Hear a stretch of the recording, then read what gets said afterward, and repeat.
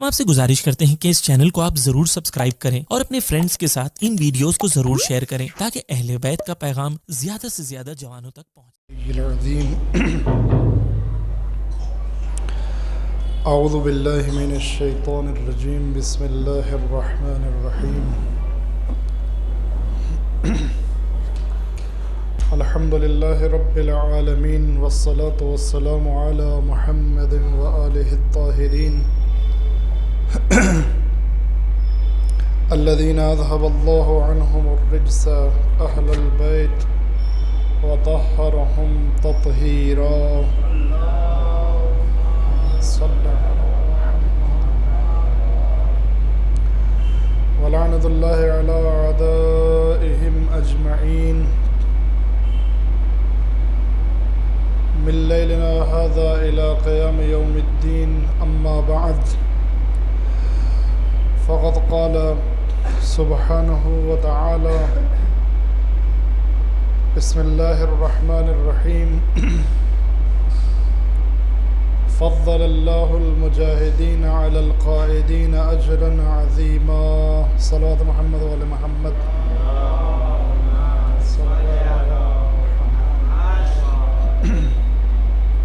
عزیزان محترم، سامعین کرام، عشر مجالس کی جہاد کے عنوان سے چھٹی گفتگو آپ حضرات کی سماعتوں کے حوالے ہے۔ قرآن مجید میں ارشاد ہو رہا ہے، بسم اللہ الرحمن الرحیم فضل اللہ المجاہدین علی القائدین اجرا عظیما۔ اللہ نے جہاد کرنے والوں کو جہاد نہ کرنے والوں پر اجر عظیم کے ذریعے فضیلت عطا کی ہے۔ میں نے کل کی مجلس میں عرض کیا کہ اگر اللہ کسی کو فضیلت عطا کرنا چاہے تو پھر پوری کائنات مل کر اس فضیلت کو اس سے نہیں روک سکتی ہے۔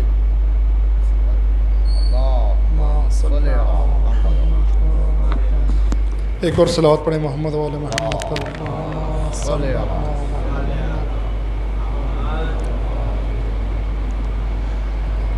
لہذا ضرورت اس بات کی نہیں ہے کہ انسان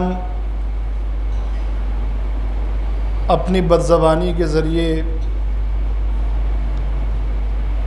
جن کو اللہ نے فضیلت عطا کی ہے ان پر کیچڑ اچھالے، ان کی توہین کی جائے۔ اس کے مقابل میں بہترین راستہ یہ ہے کہ انسان خود کوشش کرے کہ وہ بھی ان لوگوں میں شامل ہو جائے جن کو اللہ نے فضیلت عطا کی ہے۔ آپ یقین جانیں، جتنی محنت اور کوشش کر کے انسان برائی کی طرف جاتا ہے اتنی ہی محنت کے ذریعے اچھائی کی طرف بھی آ سکتا ہے۔ جتنی محنت، جتنی کوشش انسان کسی کو نیچا دکھانے کے لیے خرچ کرتا ہے اتنی ہی محنت اور کوشش کے ذریعے سے خود بھی اونچا ہو سکتا ہے۔ لیکن آج مزاج اور ماحول یہ بن گیا ہے کہ انسان کو اپنے غم سے زیادہ دکھ دوسرے کی خوشی کا ہوتا ہے۔ اپنے غم کا دکھ جو ہے وہ اپنی جگہ پر، لیکن اس سے زیادہ جو ہے وہ کسی کی خوشی کا دکھ ہے، کسی کی ترقی کا دکھ ہے، کسی کی فضیلت کا دکھ ہے، کسی کی نعمتوں کا دکھ ہے۔ حزم نہیں ہے۔ اللہ تعالیٰ نے جو یہ فضیلت عطا کی ہے مجاہدین کو، یہ فضیلت ان کے لیے ہے۔ اب چاہے انسان اس کو ہضم کر سکے یا نہ کر سکے، ذمہ داری ہے کہ ہم اس کو پہچانیں، اس کو سمجھیں۔ کل کی گفتگو سے بات کا آغاز کرتا ہوں جہاں پر کل گفتگو ختم ہوئی وہیں سے شروع کرتا ہوں، اور آج ہمارے ساتویں امام حضرت امام موسی کاظم علیہ السلام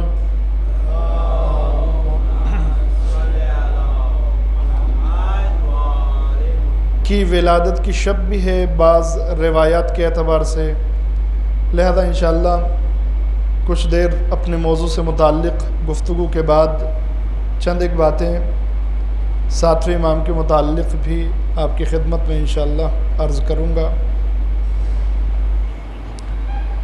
کل کی گفتگو میں بات ہماری یہاں تک پہنچی تھی کہ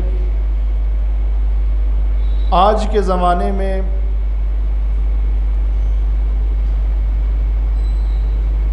جس جہاد کی ضرورت ہے اس جہاد کا نام جہاد اکبر اور جہاد کبیر ہے۔ مجھے اپنے لیے جہاد اکبر کرنا ہے، دین کے لیے، معاشرے کے لیے، قوم کے لیے جہاد کبیر کرنا ہے۔ یہ معنی آپ حضرات ذہن میں رکھیں۔ جہاد اصغر میدان میں آ کر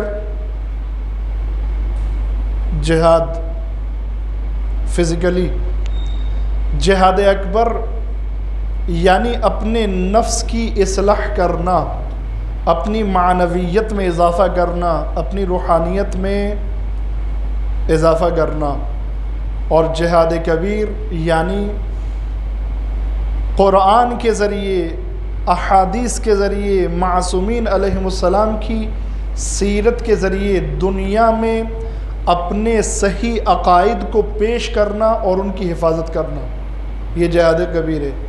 اس کے لیے میں نے قرآن مجید کی آیت آپ کی خدمت میں پیش کی تھی، سورہ فرقان آیت نمبر 52۔ جہاد کبیر یعنی قرآن و سنت کے ذریعے سے صحیح عقائد کو دنیا کے سامنے پیش کرنا۔ عزیزان محترم، آپ دیکھیں ان جہادوں سے آج ہمارا مکمل سامنا ہے، اور یقین جانیے اگر کوئی میدان جہاد سے فرار کرتا ہے تو پھر اس کی سیرت میں حسینیت نہیں ہے، اس لیے کہ حسینیت میدان جہاد سے فرار کا نام نہیں ہے، حسینیت صبر کا نام ہے، استقامت کا نام ہے۔ کربلا اس کی سیرت میں نہیں ہے، پھر کربلا اس کی سیرت میں نہیں ہے۔ آپ دیکھیں عصر عاشور ہے، جناب زینب ہیں اور جناب ام کلثوم ہیں، اور عابد بیمار حضرت امام زین العابدین علیہ السلام ہیں۔ صلوات پڑھیں محمد والے محمد پر۔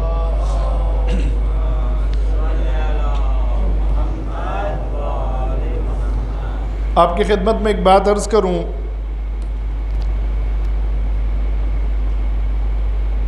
کل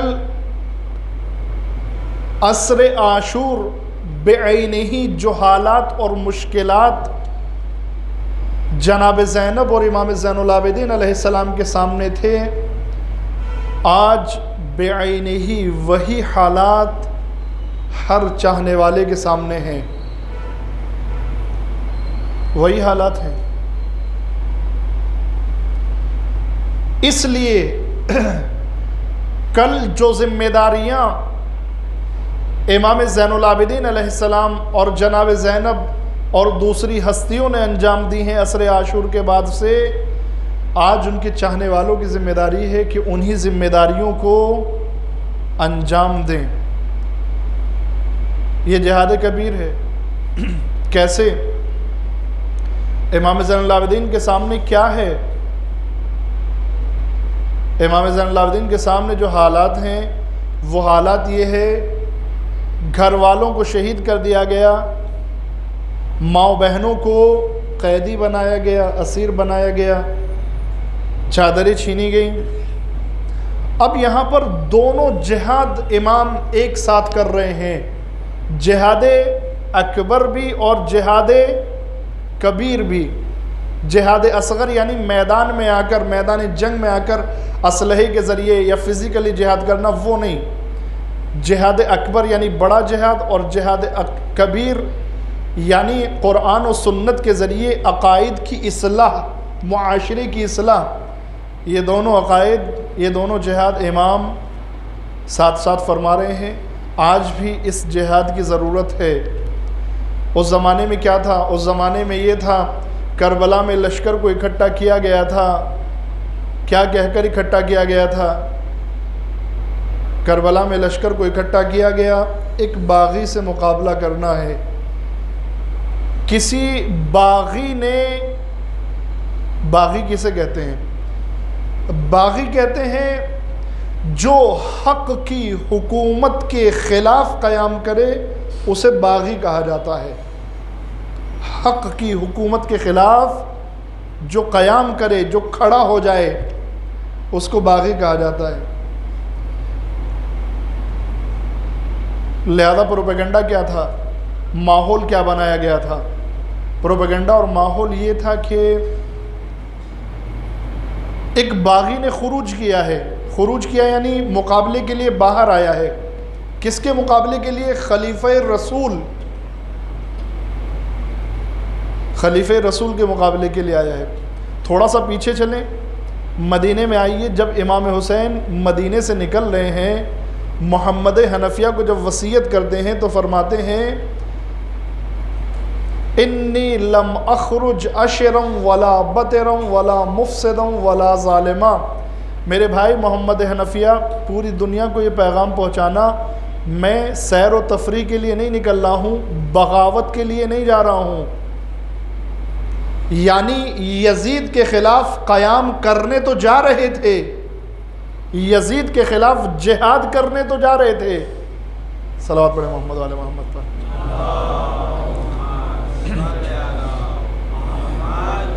یزید کے خلاف قیام کرنے جا رہے تھے، جہاد کرنے جا رہے تھے، لیکن پہلے ہی فرما دیا بغاوت کے لیے نہیں جا رہا ہوں۔ اس لیے کہ بغاوت حکومت حق کے مقابل میں آنے کو کہا جاتا ہے، باطل حکومت کے مقابل میں آنے کو بغاوت نہیں کہا جاتا ہے۔ لیکن پروپیگنڈا کیا تھا؟ ایک باغی نے خروج کیا ہے حکومت کے خلاف، ایک باغی نے خلیفہ رسول کے خلاف خروج کیا ہے، لہذا لشکر اکٹھے کیے گئے شام سے، کوفے سے اور اطراف سے۔ بعض اوقات ممکن ہے کہ یہ سوال ذہنوں میں آئے اور آنا چاہیے، اور یہ اس طرح کا پروپیگنڈا کیا جاتا ہے کہ امام حسین علیہ السلام کو شیعوں نے قتل کیا ہے، نعوذ باللہ، اس لیے کہ کوفے والوں کی ایک بڑی تعداد تھی کربلا میں۔ میں زیادہ بحث نہیں کرنا چاہتا ہوں اس بات پر، ورنہ جو ہے وہ مجلس تمام ہو جائے گی اسی پہ۔ لیکن ابن زیاد کے بعد آنے کے بعد، ابن زیاد کے کوفے میں آنے کے بعد جو کوفے کا ماحول بنا ہے، وہ ماحول یہ ہے کہ کوفے کے دروازے بند کر دیے گئے ہیں۔ کیا حبیب ابن مظاہر کے آنے کی داستان نہیں سنی ہم نے؟ نہیں پڑھی؟ حبیب ابن مظاہر کس طریقے سے رات کے اندھیرے کا سہارا لے کر وہاں سے نکلے ہیں، پہلے غلام کو بھیج دیا ہے کہ جاؤ تم گھوڑا لے کر چلے جاؤ باہر۔ یعنی حالات ایسے ہیں کہ صرف حکومت کے ارکان، حکومت کے لوگ کوفے سے باہر نکل سکتے ہیں اور کوفے کے اندر داخل ہو سکتے ہیں، وگرنہ کوفے کے تمام دروازوں پر پہرا ہے، لہذا جو چاہنے والے ہیں وہ جا نہیں سکتے ہیں۔ بہت ساروں کو گرفتار کیا گیا ہے، کچھ کو قتل کر دیا گیا ہے۔ یہ حالات کوفے میں بنائے گئے۔ اس کے علاوہ یہ سوال ہو سکتا ہے کہ بھائی قبیلے بنی اسد تو بہت نزدیک تھا کربلا میں امام حسین سے، سنے ہیں نا واقعات؟ جب کربلا میں 2 محرم کو آئے تو بنی اسد کو بلایا، زمین خریدی، وصیتیں فرمائی، یہ واقعات سب سنے ہوئے ہیں۔ پھر بنی اسد کو کیوں نہیں بلایا؟ بنی اسد میں چاہنے والے نہیں تھے۔ مسلم بن عوسجہ قبیلے بنی اسد سے تھے، زہیر بن قین قبیلے بنی اسد سے تھے، حبیب بن مظاہر قبیلے بنی اسد سے تھے، یہ سب کے سب۔ کیوں نہیں بلایا؟ کیوں نہیں آئے قبیلے بنی اسد والے مدد کے لیے؟ کیوں نہیں آئے؟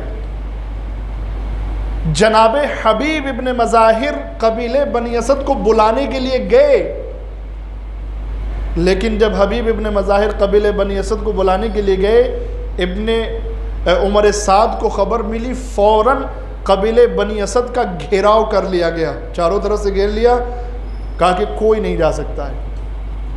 یہ اس طرح کے حالات تھے میرے عزیزو، اس لیے جو ہے وہ بہت سارے لوگ مدد کو چاہنے کے باوجود بھی نہیں پہنچ سکے، لیکن جس کا دل حسین کے ساتھ تھا وہ حسین کے ساتھ ہوگا، تو بہت سارے لوگ نہیں پہنچ سکے میرے عزیزو۔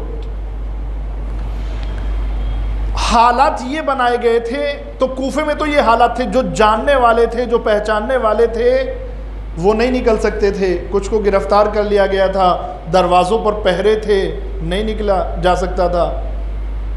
اور شام کے حالات تو آپ جانتے ہیں، شام میں تو ہمیشہ سے علی کی دشمنی رہی ہے، شام میں ہمیشہ سے اہل بیت کے خلاف زہر اگلا گیا ہے، ممبروں سے نعوذ باللہ مولا کائنات کو برا بھلا کہا جاتا تھا۔ اس بدعت کا آغاز امیر شام نے کیا، یزید کے باپ نے کیا اس بدعت کا آغاز، جو کہ عمر بن عبدالعزیز بادشاہ کے زمانے میں بند ہوا۔ ممبروں سے برا کہا جاتا تھا مولا کائنات کو، یعنی نماز جمعہ کا خطبہ مکمل نہیں ہوتا تھا جب تک مولا کائنات حضرت علی ابن ابی طالب کو برا نہ کہا جائے۔ نماز جمعہ کا خطبہ مکمل نہیں ہوتا تھا، نماز جمعہ کا خطبہ مکمل نہیں ہوتا تھا جب تک بنی امیہ کی تعریف نہ کی جائے۔ تو پروپیگنڈا یہ تھا کہ ایک باغی نے خروج کیا ہے، کس کے خلاف خروج کیا ہے؟ جانشین رسول کے خلاف خروج کیا ہے۔ اب کربلا میں ان کی تو شہادت واقع ہو گئی، یہ ذمہ داری کس کی ہے کہ کربلا کی تصویر کو لوگوں کے سامنے پیش کرے، حقیقی تصویر کو، سچی تصویر کو؟ یہ ذمہ داری کس کی ہے؟ یہ ذمہ داری امام زین العابدین علیہ السلام اور جناب زینب سلام اللہ علیہا کی ہے۔ صلوات پڑھتے ہیں محمد والے محمد پر۔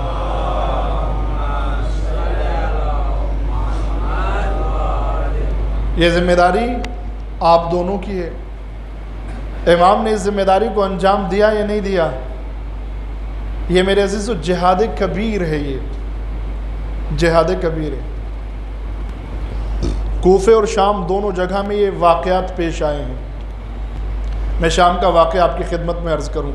دیکھیں بالکل قرآن مجید کی آیت کے عین مطابق قرآن کیا کہہ رہا ہے؟ بسم اللہ الرحمن الرحیم، فَلَا تُطِعِ الْكَافِرِينَ، کافروں کی اطاعت نہیں کرو، وَجَاهِدْهُمْ بِهِ جِهَادًا كَبِيرًا، ان سے جہاد کرو قرآن کے ذریعے، اور جب قرآن کے ذریعے جہاد کرو گے تو یہ بڑا کبیر جہاد ہوگا۔ قافلہ شام میں داخل ہوا، شام کی ہوا ہے، شام میں ماحول بنایا ہوا ہے، اہل بیت کے خلاف مکمل ماحول ہے۔ ایک ضعیف آیا اور آنے کے بعد کہتا ہے، امام کے نزدیک آنے کے بعد کہتا ہے، اللہ کا شکر ہے جنہوں نے باغیوں کے قیام کو کچل دیا، باغیوں پر اپنا قہر نازل کیا۔ امام نے اس ضعیف کو بلایا، نزدیک بلانے کے بعد کہتے ہیں کہ بھائی تو نے قرآن پڑھا ہے؟ کہاں پڑھا ہے؟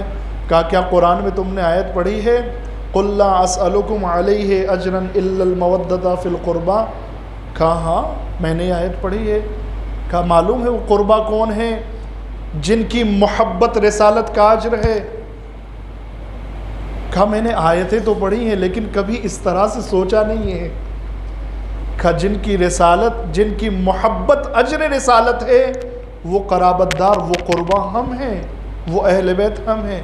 تم نے یہ آیت پڑھی ہے بسم اللہ الرحمن الرحیم، انما یرید اللہ لیذہب عنکم الرجس اہل البیت ویطہرکم تطہیرا؟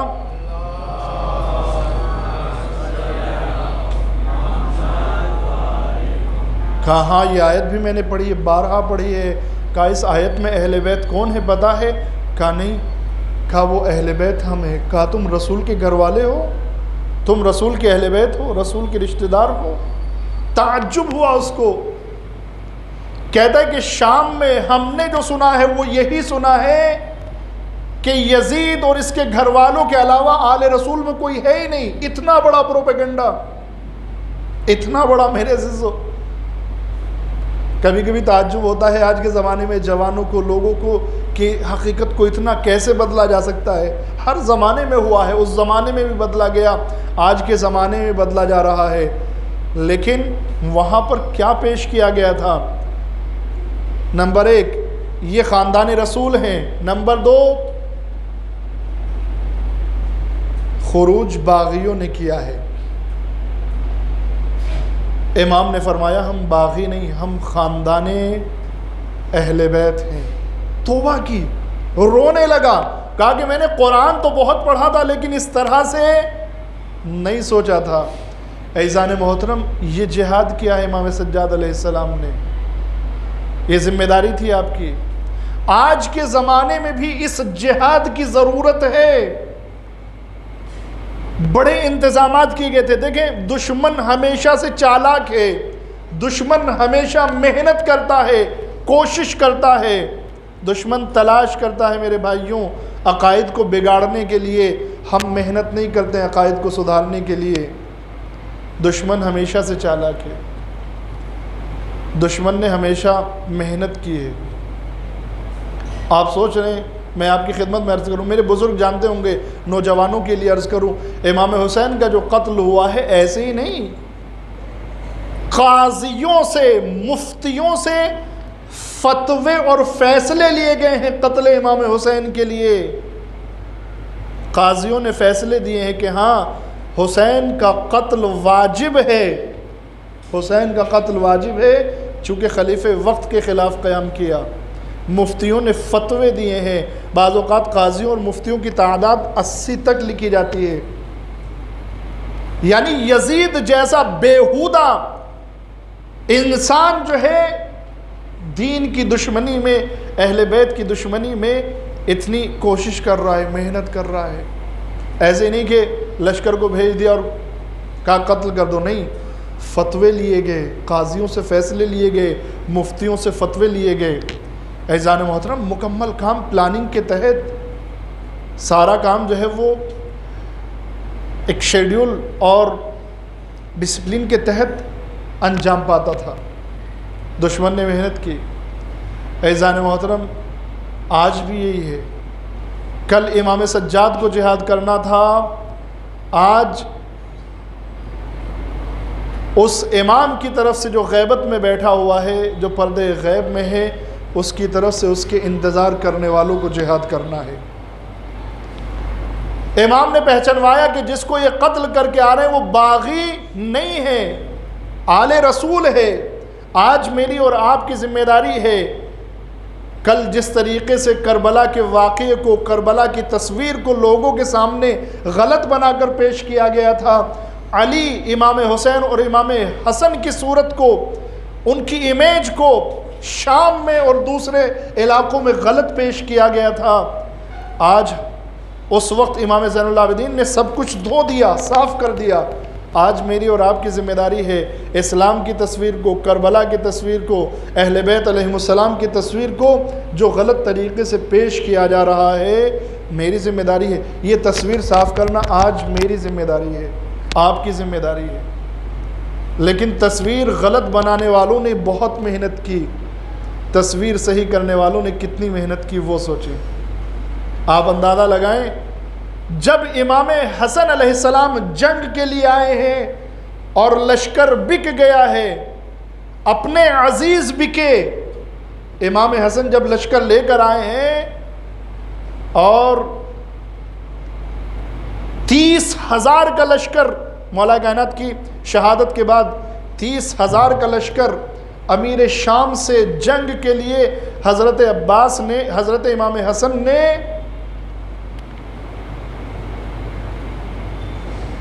عبداللہ ابن عباس کی سربراہی میں روانہ کیا. 30,000 کا لشکر، یہ 30,000 کا لشکر بک گیا، خرید لیا اس کو امیر شام نے. اور نوبت یہ آئی کہ امام حسن کے پیروں کے نیچے سے مسلح کھینچا گیا. جب واپس ہو رہے ہیں تو زانو پر ضربت ماری گئی، زہر دیا گیا، یہ نوبتیں آئی ہیں۔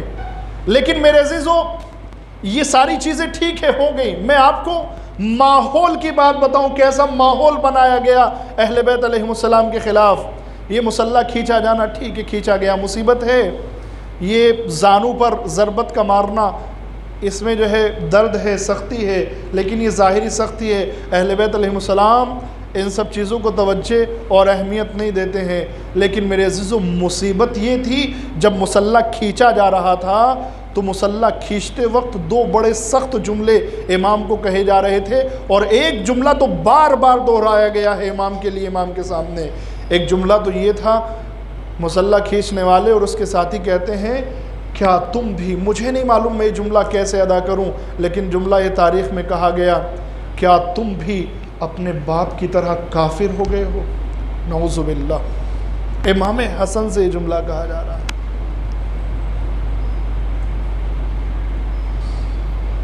اس طرح کا ماحول بنایا گیا میرے عزیزو۔ دوسرا جملہ، یا مذل المؤمنین، اے مؤمنوں کو ذلیل کرنے والے۔ یہ جملہ کم نہیں ہے میرے عزیزو۔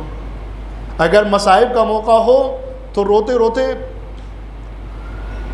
یعنی جتنا رونا ہو رو لیجئے، وہ تیر، تلوار، تبر، نیزے، وہ سب مصیبتیں کچھ نہیں ہیں ان مصیبتوں کے سامنے، ان کے سامنے کچھ نہیں ہے میرے عزیزو۔ ایسا ماحول بنایا گیا۔ ان سب کا حساب امام سجاد اور جناب زینب نے شام میں آ کر لیا، ان سب کا حساب لیا۔ مولا کائنات کو جو برا بھلا کہا جا رہا تھا، امام حسن کو جو برا بھلا کہا جا رہا تھا، خدمت میں آپ کی عرض کروں کیا کیا کیا گیا ان کے چہرے کو خراب کرنے کے لیے، خراب دکھانے کے لیے۔ امیر شام کی طرف سے آس پاس اور اطراف کے علاقوں میں بچوں میں کھلونے تقسیم کیے جاتے تھے۔ صبح میں کھلونے تقسیم ہوئے، شام میں چھین لیا جاتا تھا۔ اعلان ہوتا تھا کہ امیر شام کی طرف سے تقسیم کیے گئے تھے، لیکن علی کے کچھ لٹیرے ہیں جنہوں نے کھلونوں کو لوٹ لیا ہے۔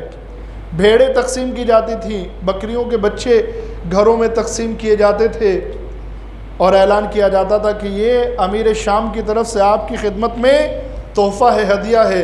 رات کو ان سب کو اٹھوا لیا جاتا تھا، اور اگلے دن اعلان ہوتا تھا کہ علی کے لٹیرے آئے تھے اور لوٹ کر لے گئے۔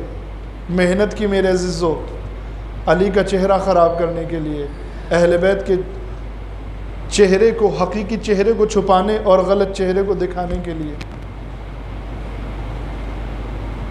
اس سے بڑھ کر آپ کی خدمت میں عرض کروں میرے عزیزو، تاریخ کا تجزیہ کریں، تجزیہ یعنی اینالائسز، سمجھیں۔ لیکن ہماری پریشانی ہے کہ ہم پڑھتے ہی نہیں ہیں، ہماری مشکل یہ ہے کہ ہم پڑھتے ہی نہیں ہیں۔ تو تجزیہ اور اینالائسز تو کب کریں گے؟ غور کریں، فکر کریں، پڑھتے نہیں، کم سے کم علماء کو سنیں، مجلسوں میں بر وقت تشریف لائیں میرے عزیزو۔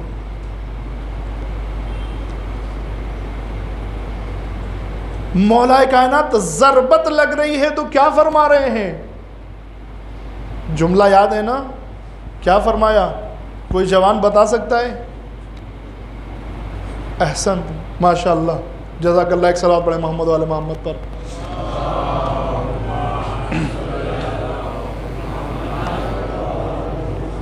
فزت برب الکعبہ یا فزت ورب الکعبہ، کیا مطلب ہے؟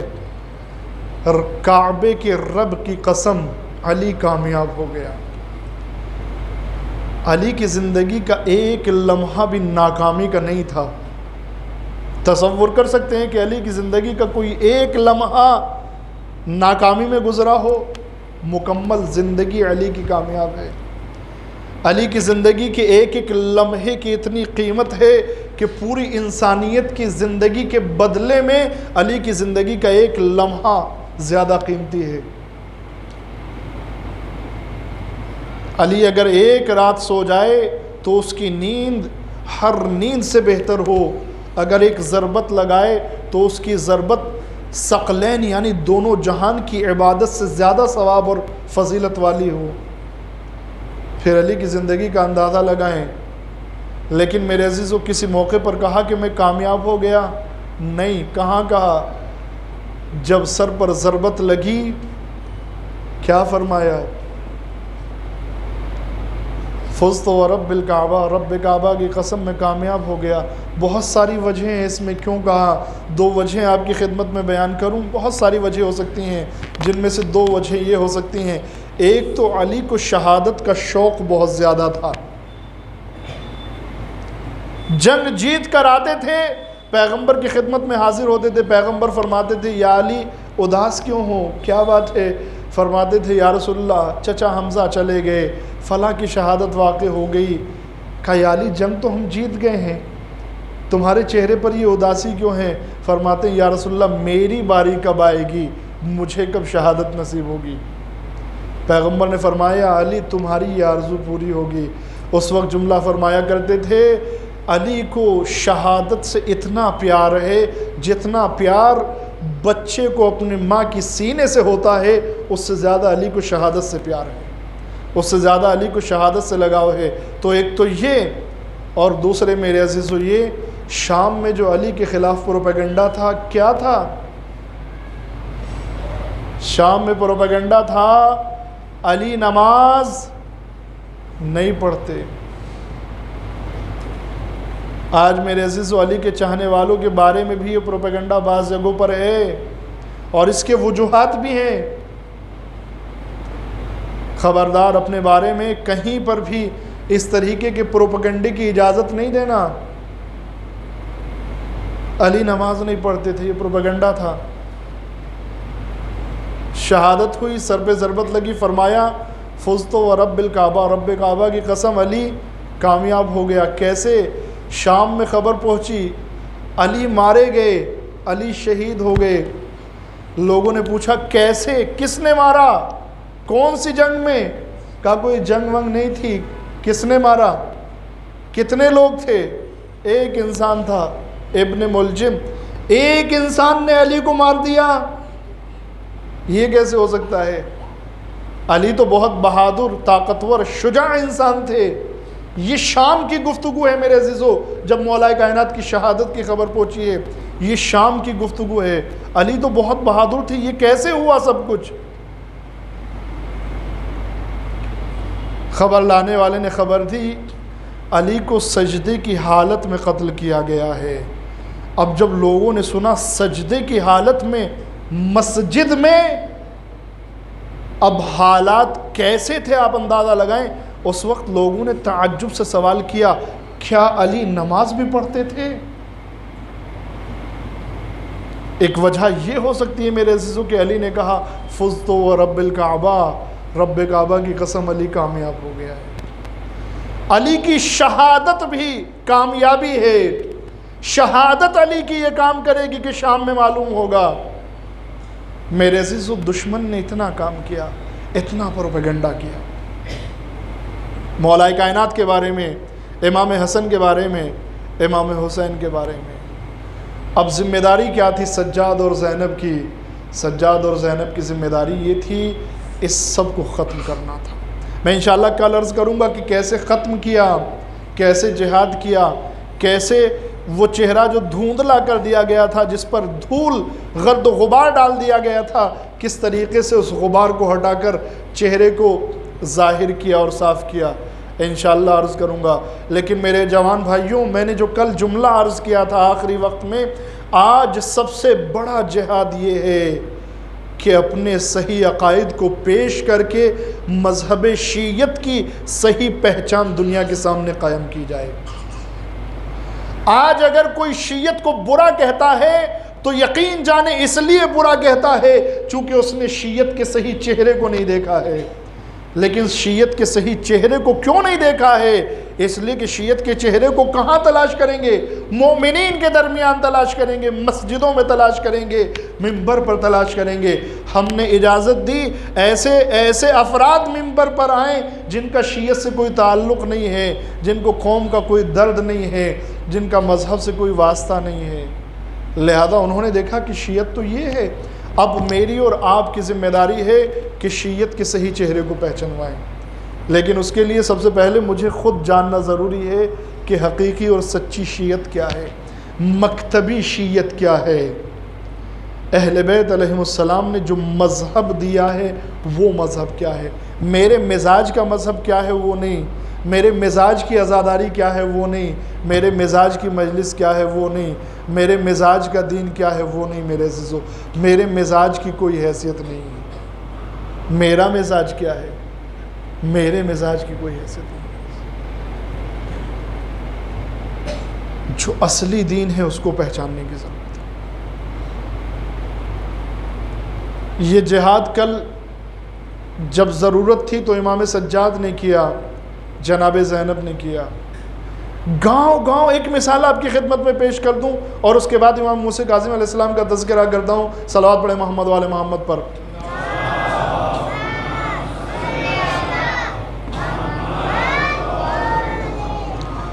کربلا سے جب 11 محرم کو یہ قافلہ چلا ہے، کوفے تک پہنچنے میں قافلے کو بہت سارے گاؤں اور دیہاتوں میں لے جایا گیا۔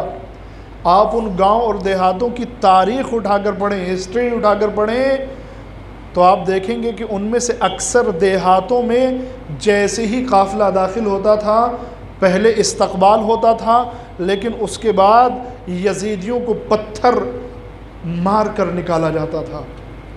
یہ جہاد کس نے کیا؟ پہلے استقبال کیوں ہوتا تھا؟ اس لیے استقبال ہوتا تھا کہ جانشین رسول کا لشکر جیت کر آ رہا ہے، کامیابی حاصل کر کے آ رہا ہے۔ لیکن بعد میں جب جناب زینب جہاد کرتی تھیں، جناب زینب نے بڑا عظیم کردار ادا کیا ہے، اس وقت ان کو پتھر مار کر گاؤں سے نکالا جاتا تھا، یزیدی لشکر کو دیہاتوں سے نکالا جاتا تھا۔ یہ کام جناب زینب نے کیا، امام سجاد نے کیا، کربلا سے کوفے تک یہ کام کرتے چلے گئے۔ آج میرے عزیزو ہماری ذمہ داری ہے دین کے چہرے کو جو غلط بنا کر پیش کیا گیا اس کو ہم صحیح بنا کر پیش کریں۔ ہر امام نے ایک تو ہمارے یہاں مصیبت اور پریشانی یہ ہے کہ ایک تصور عام رائج ہو گیا ہے کہ اہل بیت علیہ السلام، امام علیہ السلام، یہ جو ہے ان کا خصوصاً امام حسین کے بعد ان کا کام جو تھا وہ تسبیح، تحلیل، عبادت، نماز، روزہ، انہی سب میں مصروف رہتے تھے۔ سیاست سے ان کو کوئی مطلب نہیں تھا، حکومت سے ان کو کوئی مطلب نہیں تھا۔ نہیں، ایسا نہیں ہے۔ امام سے بہترین کوئی سیاست نہیں کر سکتا ہے، امام سے بہترین کوئی سماجیات نہیں جان سکتا ہے، امام سے بہترین کوئی نظام اور سسٹم قائم نہیں کر سکتا ہے۔ یہ تصورات ہمارے ذہنوں میں ہے کہ امام نے جو ہے وہ لوگوں نے کہا کہ قیام کیجئے، امام نے فرمایا کہ نہیں، ہمارا کام تو مصلی ہے، تسبیح ہے، تحلیل ہے۔ نہیں میرے عزیزو، یہاں تک کہ یہ بھی تصور نہ کیجئے کہ امام نے یہ کہا ہو کہ میں حکومت کے لیے نہیں جا رہا ہوں۔ نہیں، اگر حکومت ملتی اور ظاہری کامیابی حاصل ہوتی، یعنی اگر کوفے میں پہنچ جاتے اور کوفے والے ساتھ دیتے تو امام یقیناً حکومت کرتے، امام حسین حکومت کرتے۔ لہذا یہ تصور نہ کریں کہ امام نے کہا ہو کہ میں حکومت کے لیے نہیں جا رہا ہوں۔ نہیں، حکومت ان کا حق ہے تو کیوں نہ کریں؟ بھائی حکومت کس کا حق ہے؟ سب سے پہلے حکومت اصلی حق اللہ کا ہے، لیکن اللہ تو یہاں پر حکومت کرنے نہیں آئے گا نا۔ اللہ نے یہ حق نبیوں کو دیا اور نبیوں کے بعد یہ حق اماموں کا ہے۔ اگر امام کو حکومت کا موقع ملتا تو یقیناً کرتے، کوفے والے اگر بے وفائی نہ کرتے تو یقیناً حکومت کرتے۔ لہذا ایسے نہیں کہ اماموں نے سیاسی کام نہیں کیے ہیں، اماموں نے حکومت میں دخل نہیں دیے ہیں، اماموں نے نظامی کام نہیں کیے ہیں، ایسا نہیں میرے عزیزو۔ سیاست میں مسلسل اپنے اعتبار سے کام کرتے رہے، جد و جہد کرتے رہے، تلاش کرتے رہے۔ امام موسیٰ کاظم کے زمانے کو آپ دیکھیں، آپ کے زمانے میں حکومت کا دوسرا انسان، سیکنڈ پرسن آف گورننس کون ہے؟ جناب علی بن یقطین۔ کس کے چاہنے والے ہیں؟ امام موسیٰ کاظم کے چاہنے والے ہیں۔ پہلا آدمی کون ہے حکومت کا؟ ہارون، اور دوسرا آدمی جناب علی بن یقطین، جن کے ہاتھ میں سب سے زیادہ اختیارات ہیں حکومت کے۔ کس نے بھیجا؟ امام موسیٰ کاظم نے بھیجا ہے، جاؤ یاد رکھنا اس عہدے اور منصب کے ذریعے اپنے شیعہ بھائیوں کی مشکلات کو حل کرنا، ان کے کاموں کو نکالنا۔ عزیزان محترم، آج افسوس کے ساتھ یہ کہنا پڑتا ہے مختلف پارٹیوں میں اپنے مسلم بھائی تو بہت ہیں، لیکن کوئی علی بن یقطین ان کے درمیان نہیں ہے۔ علی بن یقطین کوئی ان کے درمیان نہیں۔ امام نے علی بن یقطین کو بھیجا، ہارون رشید بادشاہ ہے، علی بن یقطین وزیر ہیں، بڑے بڑے تحفے اور تحائف بھیجتے ہیں امام کے پاس، درہم، دینار، کبھی 400 کبھی 4000 دینار امام کی خدمت میں بھیجتے ہیں، لوگوں کی مشکلات کے حل کے لیے، خود لوگوں کی مومنین کی مشکلات کو حل کرتے ہیں۔ آج عزیزان محترم، آج کوئی علی بن یقطین ہے؟ اگر کسی کے پاس کوئی عہدہ اور کوئی مقام ہے، ہم نے اپنے مومن بھائیوں کی مشکلات حل کرنے کی سوچی؟ علی بن یقطین کسی کا بزنس نہیں ہے تو بزنس کراتے ہیں، کسی کو نوکری کی ضرورت ہے تو نوکری کہیں مناسب لگواتے ہیں، کسی کو کوئی اور ضرورت ہے تو اس کی ضرورت کو پورا کرتے ہیں۔ ہمارے درمیان کوئی علی بن یقطین ہے؟ ہماری سیاست میں کوئی علی بن یقطین ہے؟ اب تو یہ بہانہ بھی نہیں کیا جا سکتا ہے کہ سیاست جو ہے وہ غیروں کی ہے، ہم کیا کر سکتے ہیں؟ نہیں، غیروں کی سیاست میں علی بن یقطین نے جو کیا آپ بھی وہ کر سکتے ہیں۔ آپ کے اندر انصاف تو ہونا چاہیے، آپ کی نیت میں خیر تو ہونی چاہیے، آپ کے ارادے تو نیک ہونے چاہیے۔ علی بن یقطین نے کبھی بھی اس عہدے کے ذریعے خود کو نہیں بنایا ہے، لیکن اماموں کے چاہنے والوں کو بنانے کا کوئی موقع نہیں چھوڑا ہے۔ ایک خطا ہوئی ہے، ایک خطا ہوئی ہے، لیکن آپ دیکھیں امام نے ایک خطا، کتنا خیال ہے میرے عزیزو، میرا آپ کا امام کو کتنا خیال ہے، ایک خطا ہو گئی، ہم نہ جانے کتنی خطا کرتے رہتے ہیں۔ اتنی بڑی پوسٹ ہے بھائی، پوری حکومت کا دوسرا آدمی ہے، آدھے سے زیادہ دنیا پر اسلام کی حکومت ہے اس وقت، آدھے سے زیادہ دنیا کی حکومت کا دوسرا آدمی علی بن یقطین، ایک خطا ہو گئی۔ ابراہیم بن جمال ملنے کے لیے آئے جناب علی بن یقطین سے، ملنے کے لیے جب آئے خبر پہنچوائی، علی بن یقطین نے کہا کہ کہہ دو کہ میرے پاس وقت نہیں ہے۔ ابراہیم بن جمال واپس چلے گئے، واپس چلے گئے۔ اب علی بن یقطین پہنچے مکہ، امام سے ملاقات کی، خدمت میں حاضر ہونا چاہا، امام نے منہ پھیر لیا۔ کتنا خیال ہے میرے عزیزو، توجہ فرمائے، امام ایک ہے، چاہنے والے کروڑوں ہیں، پھر بھی اس کو الگ الگ ہر ایک کا خیال ہے، لیکن کروڑوں چاہنے والے کو ایک امام کا خیال نہیں ہے۔ کتنا ہے ہماری زندگی میں ہمارا امام، کتنا وقت دے سکتے ہیں ہم اپنے امام کو؟ کبھی ہم نے امام سے بات کرنے کی کوشش کی ہے؟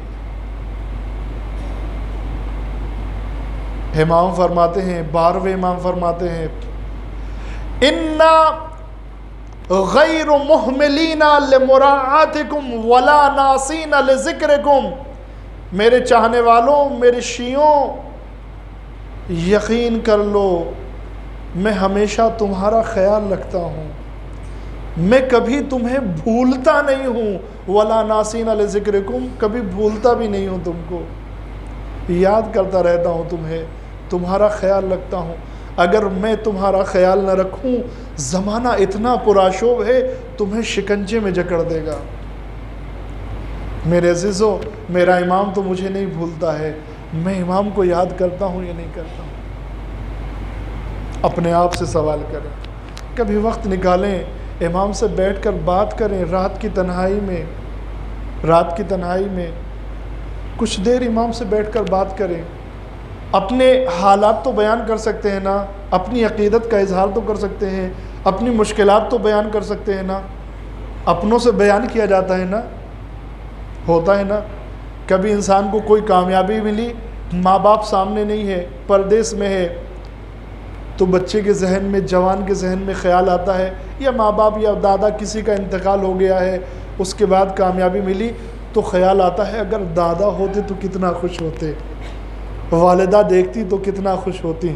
یہ جو کہہ رہے ہیں نا دادا ہوتے تو کتنا خوش ہوتے، والدہ ہوتی تو کتنا خوش ہوتی، یہی بات کرنا ہے. کوئی کامیابی ملے، کوئی مشکل پیش آئے، امام سے بیان کریں بس میرے دادا ہی میرے ہیں، میری والدہ میری ہے، میرے باپ میرے ہیں، میرا امام کیا میرا نہیں ہے؟ اس سے اپنی خوشیوں کو نہیں بانٹ سکتا ہوں، اس کے سامنے اپنے غموں کو بیان نہیں کر سکتا ہوں. میں نے جو دادا کے بارے میں کہا کاش کے دادا ہوتے تو دیکھتے، انہوں نے جواب دیا. ممکن ہے کسی کے ذہن میں سوال آئے بات کروں تو جواب نہیں آئے گا. بھائی دادا نے بھی تو جواب نہیں دیا ہے نا، والدہ نے بھی تو جواب نہیں دیا ہے، لیکن بات تو کی نا. کبھی امام سے بات کریں میرے 2 منٹ کا وقت نکال لیں، 5 منٹ کا وقت نکال لیں. آج نہیں تو کل جواب آئے گا. شاید کانوں سے سنائی نہ دے کیونکہ گناہوں کے پردے پڑے ہوئے ہیں، لیکن اگر دل سے گناہوں کی تاریکیوں کو ہٹانے لگے تو بات کرنے کے بعد اگر سکون محسوس ہو جائے تو سمجھ لینا کہ جواب آیا اور دل نے سن لیا ہے. لیکن دیکھیں اس کو خیال ہے، ہم کو خیال نہیں ہے. ایک خطا ہو گئی، علی بن یقطین ملنے کے لیے آ گئے، امام نے ملنا چاہتے، امام نے منہ پھیر لیا. مولا کیا غلطی ہو گئی ہے؟ چاہنے والا بھی عجیب ہے، ہم غلطیوں پر غلطیاں کرتے چلے جاتے ہیں، کبھی تصور نہیں کرتے ہیں، خیال نہیں کرتے ہیں. پوچھا مولا کیا ہو گیا ہے، کیا غلطی ہو گئی ہے؟ آپ سے ملاقات کے لیے آیا ہوں. مکے سے واپس آئے ہیں امام سے ملنے کے لیے. امام نے فرمایا میرے پاس وقت نہیں ہے تم سے ملنے کا. مولا میں آپ کا چاہنے والا ہوں تھوڑا سا. فرمایا جب تمہارے پاس میرے چاہنے والوں سے ملنے کا وقت نہیں ہے تو میرے پاس بھی تم سے ملنے کا وقت کتنا خیال ہے میرے عزیزو. کہا مولا کیا کروں، غلطی ہو گئی، معاف کر دیجئے. کہا جب تک ابراہیم بن جمال معاف نہ کر دے. کتنی گستاخیاں ہم ایک دوسرے کے بارے میں کرتے رہتے ہیں، کتنی ناراضگیاں ایک دوسرے سے ہمارے درمیان ہیں. میرے عزیزو یقین جان لیجئے، یقین جان لے میرے عزیزو، امام کو آپ کی ناراضگی گوارا نہیں ہے. جتنا دشمن کے غلط پروپیگنڈے امام کو اذیت اور نقصان پہنچاتے ہیں، اس سے زیادہ چاہنے والوں کی ایک دوسرے سے ناراضگی امام کو نقصان اور غم پہنچاتی ہے. امام زمانہ کی حدیث آپ کی خدمت میں پیش کروں، توجہ فرمائیں گے میرے عزیزوں، میرے جوان بھائیوں.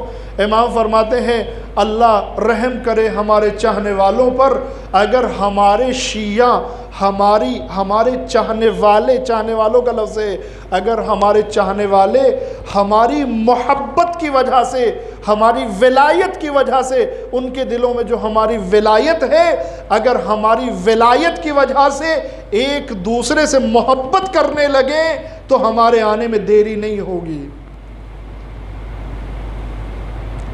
اگر ہمارے چاہنے والے ہماری ولایت کی وجہ سے،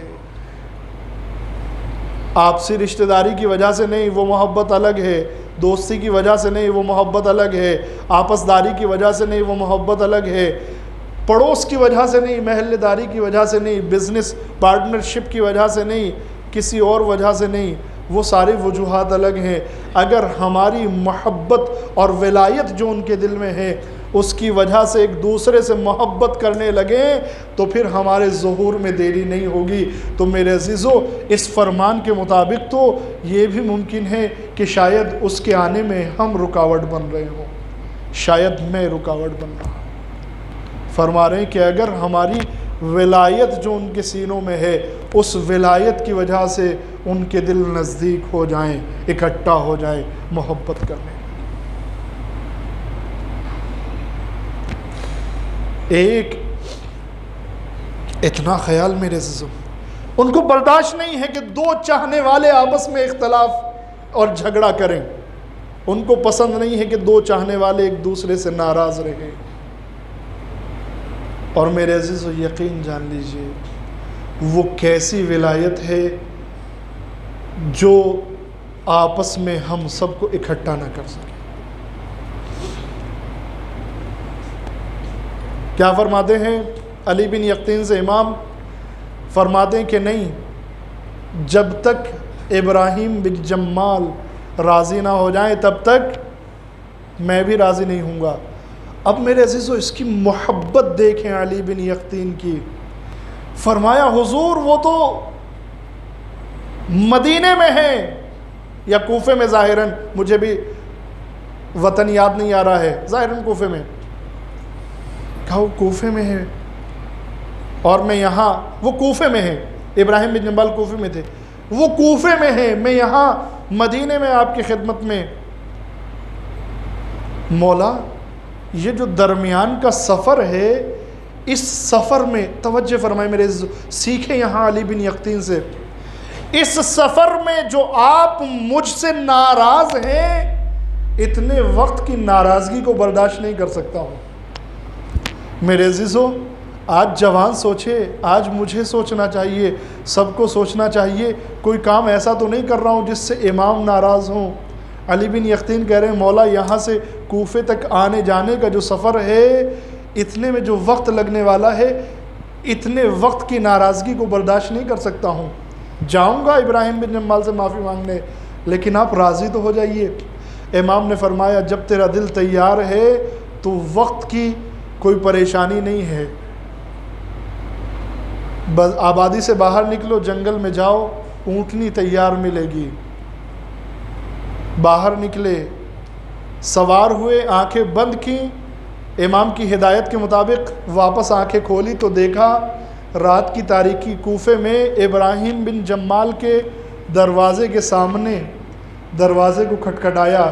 کون اتنی رات میں؟ ابراہیم بن جمال، علی بن یقطین آیا ہوں. کہا اندر آ جاؤ. اندر پہنچے، کہا مجھے بہت جلدی واپس جانا ہے، ٹھہرنا نہیں ہے، تم سے معافی مانگنے آیا ہوں، میں نے غلطی کی تھی، تم کو ملنے کے لیے وقت نہیں دیا. ابراہیم بن جمال نے کہا میرے بھائی تمہارا عہدہ بڑا ہے، تمہاری پوسٹ بڑی ہے، ہو جاتا ہے تمہارے پاس وقت نہیں رہا ہوگا. کہا نہیں مجھے تمہارے لیے وقت نکالنا چاہیے تھا، مجھے معاف کر دو. کہا میں نے معاف کیا. کہا نہیں ایسے نہیں، معافی کی سند لے کر جانا چاہتا ہوں. تصور کریں حکومت کا دوسرا انسان، اتنا پاورفل انسان، اونٹ چرانے والے. ابراہیم جمال یعنی کیا؟ جمال یعنی اونٹ چرانے والا. ان کا خاندانی پیشہ ہے اونٹ چرانا. ایک اونٹ چرانے والے کے سامنے زمین پر لیٹ گیا، رخسار کو زمین پر رکھا. ابراہیم اگر معاف کر دیا ہے تو میرے چہرے پر اپنے جوتے کے ذریعے سے مہر لگا دو، ایک پیر میرے چہرے پر رکھ دو. تصور کریں میرے عزیزو، یہ ہے محبت اہل بیت. حکومت کا دوسرا آدمی اہل بیت کی ناراضگی کو ختم کرنے کے لیے، امام کی ناراضگی کو ختم کرنے کے لیے امام کے ایک چاہنے والے کے سامنے زمین پر لیٹ کر رخسار کو رکھ کر کہتا ہے تم نے معاف کر دیا ہے، اس کی سند میرے چہرے پر لگا دو، اپنا پیر میرے رخسار پر رکھ دو. علی بن یقطین یہ کیسے کر سکتا ہوں؟ آپ کا مقام اتنا بلند ہے، آپ کا مرتبہ اتنا بلند ہے. کہا نہیں، میری گزارش ہے تم سے یہ کر دو. ابراہیم جب اصرار ہوا، پیر کو چہرے پر رکھا، اور اب علی بن یقطین نے خدا حافظی کی اور واپس آ گئے. امام نے گلے سے لگا لیا. جب دو چاہنے والے ایک دوسرے سے ناراض تھے، اس وقت امام کا ری ایکشن دیکھیں، منہ موڑ لیا. جب دونوں چاہنے والے ایک دوسرے سے راضی ہو گئے، معاف کر دیا، معافی مانگ لی، اب امام کا ری ایکشن یہ ہے کہ گلے سے لگا لیا. آپ مجھے بتائیں آج ہم کو امام کے کون سے ری ایکشن کے لیے کام کرنا چاہیے؟ امام ناراض ہوں مجھ سے اور آپ سے، ہمارے درمیان اختلافات رہیں، لڑائی جھگڑے رہیں، ممکن ہے کبھی مال کے لیے، دولت کے لیے، اپنی شہرت کے لیے، عزت کے لیے، اپنی اکڑ کے لیے، اپنے نام کے لیے، تھوڑے سے پیسے کے لیے ہمارے درمیان اختلافات ہو جائیں، لیکن میرے عزیزو یہ جتنی بھی چیزیں میں نے بتائی ہیں ان سب چیزوں کی اہل بیت کی ولایت کے سامنے کوئی حیثیت نہیں ہے۔ اگر مال کے لیے جھگڑا ہو جائے ولایت اہل بیت کے لیے بھول جاؤ، دولت کے لیے جھگڑا ہو جائے ولایت اہل بیت کے لیے بھول جاؤ، انا کے لیے شہرت کے لیے جھگڑا ہو جائے ولایت اہل بیت کے لیے بھول جاؤ، ختم کر دو۔ امام کی ناراضگی کا نہیں، امام کی خوشحالی کا سبب بنو۔ بس میرے عزیزو وقت ہو چکا ہے، آج کی گفتگو کو میں نے یہیں پر تمام کیا۔ انشاءاللہ اگر فرصت ہوئی تو کل پھر، چونکہ کل دن ہوگا ولادت کا، اگر موقع اور فرصت ہوئی تو چند باتیں امام زین العابدین کے امام موسی کاظم علیہ السلام کے سلسلے میں عرض کروں گا۔ اللہ سے دعا ہے خدایا معصومین کی سیرت کو سمجھ کر اس کے مطابق عمل کرنے کی توفیق عنایت فرما۔ معبود ہم کو اہل بیت کی محبت کا ذریعہ قرار دے، اہل بیت کی ناراضگی سے دور فرما۔ خدایا بحق زہرا و ابیہا و بالہا و بنیہا، معبود اہل بیت کے سچے چاہنے والوں کے راستے پر چلنے کی توفیق عنایت فرما۔